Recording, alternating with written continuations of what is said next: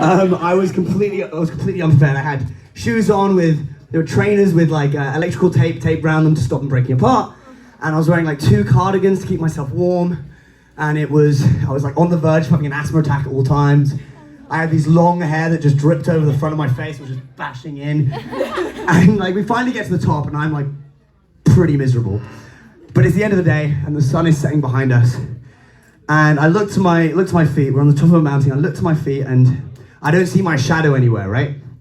And then I look to the valley below, and I'm talking a long way down, I'm talking about a day's walk down, not a day's walk, but a long walk. And there's a huge shadow of the mountain in the valley below. And I realized that my little tiny shadow is all the way down there with the mountains, right? And it was just in that moment, I just had this rush of, I am a being on a rock, hurtling through space at speeds that make me very uncomfortable. Very uncomfortable.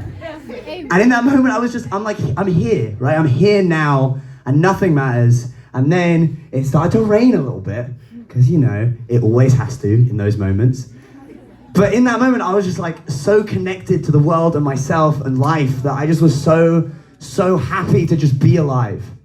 And I hold on to that. I hold on to those feelings, because when it feels horrible to be alive, it's very nice to be able to remember those times. Yeah, let's move on. That's all I gotta say about that.